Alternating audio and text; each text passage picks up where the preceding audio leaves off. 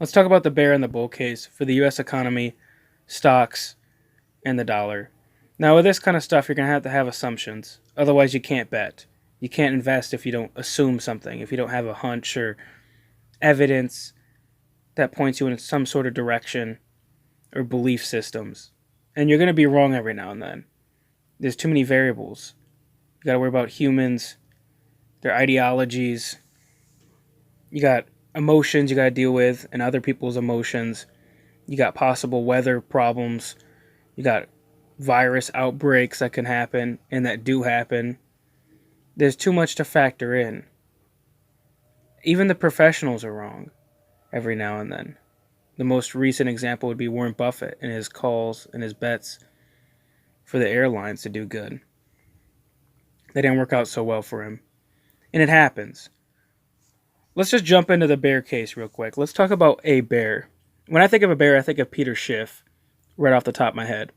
But there's other bears out there, and there's other forms of bears. Let's just talk about this bear that is more common when you talk to someone that's a bear, whether it be on some kind of Reddit forum or some kind of YouTuber.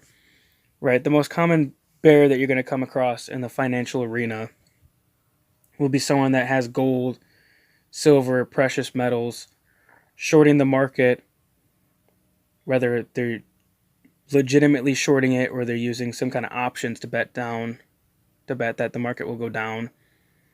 You can buy an ETF that tracks the market, and it goes down, you make money, and if it goes up, you lose money. So it's essentially like you're betting against the market, but it's an ETF. There's many ways you can bet the market's going to go down. And then you got the other bears, the ones that you're not going to see as much, and the ones that probably have a good amount of money. Some of them do. And these are like the bears that are going to bet the whole entire economy is going to collapse. So kind of like a doomsday prepper or someone that's very wealthy and can build an underground bunker. That's essentially a pessimistic viewpoint. That is the equivalent of being a bear, but instead of using US dollars and financial tools, you're just betting that the whole entire economy will just totally go boom. They'll have, they'll hoard food and bullets and things of that nature. Those are the more extreme kind of bears. You're not going to run on those as much as you will with the other bears. And if anything, they might even be a little more secretive and less vocal about it. Although you can find the show Doomsday Preppers. They're pretty open, but I imagine they're not open and honest about everything. Essentially, the bear case is that GDP is down 4.8%, unemployment is around 25%, inflation and hyperinflation could possibly destroy the dollar and the value and the faith that everyone has within the US dollar. I was watching a couple months back Jerome Powell talk about the US debt, and I'm going to quote him. The debt is growing faster than the economy. That is by definition unsustainable. He said that on November 13th, 2019. Or at least that was the date of the YouTube video. So I imagine somewhere in 2019. That was before all this coronavirus stuff. So we know that the debt's even higher than what it was due to all the stimulus package. Now let's go over and let's look at the bull case and the bull thesis and see what we can dig up. When I think of a bull, the first person that comes to my mind would be Warren Buffett. When you look at his past videos, he's almost always talking about how much the US has grown, how much potential it has, how much more it can grow. He always suggests things like the S&P 500 for investors, which is a very optimistic bet. He's always buying big positions in US companies. He's always buying US companies whole, not just shares, but a whole company in and itself. He's usually very optimistic. As of recently, you could argue, though, that he's a little more pessimistic than normal. But I guarantee at the end of the day, he's still an optimist. He's not betting, the markets are going to totally collapse forever. He's just playing it safe. He's not being a naive bull. is what he's doing. He's holding cash just so that he can defend himself from a very down, illiquid market. But at the end of the day, he's still pro America. He still sees America as the best place to invest your money.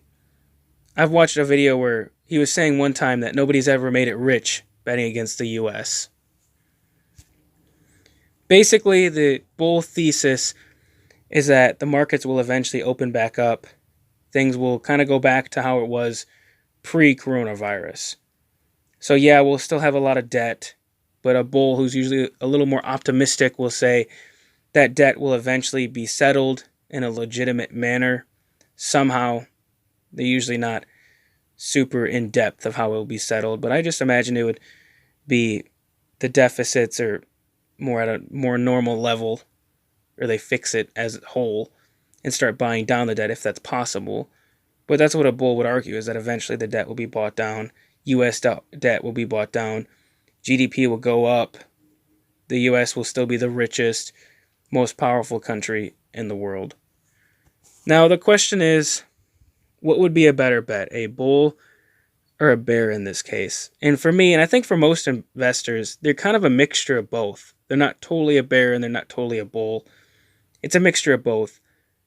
I guess you could say for my portfolio, I'm more of a bull than a bear because I tend to have lots of long stock positions. I don't short the markets very often. I do every now and then with options, but for the most part, I'm more of a bull than a bear. I have some gold and silver and precious metal, but again, most of my portfolio is in stocks, and I'm longing most stocks. Now, I don't know if that's the best and most logical position someone could take. I still have cash, I still have a safety net, so I'm not totally 100% in all stocks and precious metals. I kind of have some money in my bank, some stocks, some precious metals, and moderate debt. I don't have a lot of debt. And I think, in my opinion, that's the best way to play today's market, or what you see in the markets. Or if you own real estate, that's fine too, as long as it's not overly leveraged. So I don't think you have to be totally a bear, and I don't think you have to be totally a bull. A mixture of both is a good bet.